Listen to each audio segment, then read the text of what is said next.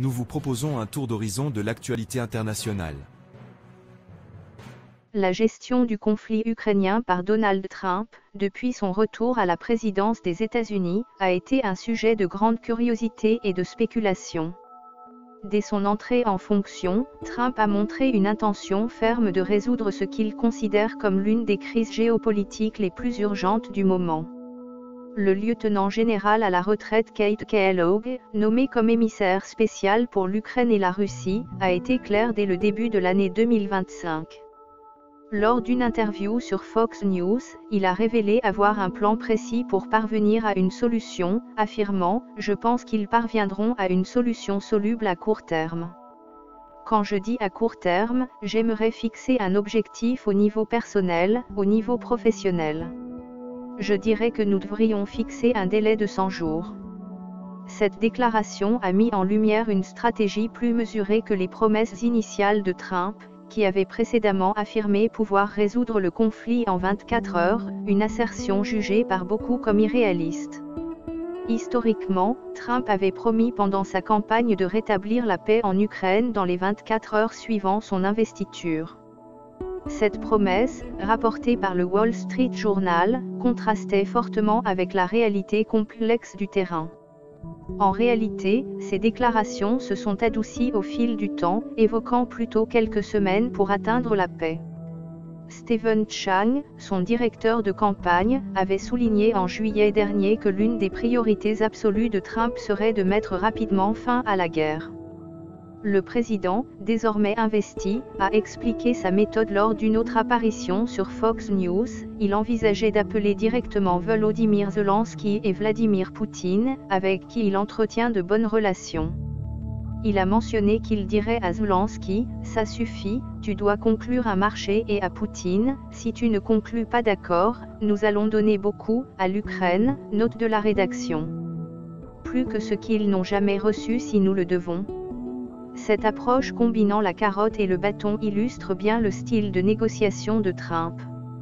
Malgré la promesse initiale d'une résolution rapide, la situation économique en Russie, avec une inflation à 9,5% et une dévaluation du rouble, semble offrir à Trump un levier supplémentaire pour pousser à une solution.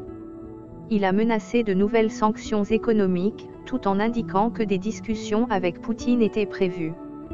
Cependant, sur le plan militaire, la Russie continue de progresser dans le Donbass, ce qui réduit l'urgence pour Poutine de négocier.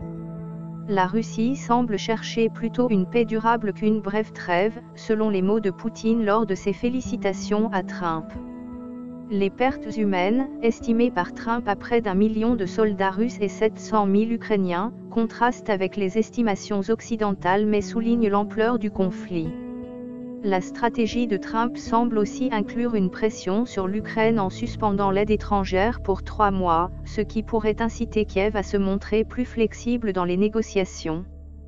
Toutefois, l'aide américaine à l'Ukraine, qui dépasse les 100 milliards de dollars depuis le début de l'invasion, a considérablement renforcé la position ukrainienne. L'accord entre les deux pays semble difficile à atteindre. Zelensky exige le retrait russe de tous les territoires occupés, des indemnisations, et la justice pour les crimes de guerre, tandis que la Russie exige la reconnaissance de ses annexions et des concessions stratégiques sur la démilitarisation et la non-adhésion à l'OTAN ou à l'UE. Kellogg, avec son plan de ligne de démarcation et de report de l'adhésion à l'OTAN, propose une solution qui pourrait être vue comme un compromis, bien que controversée.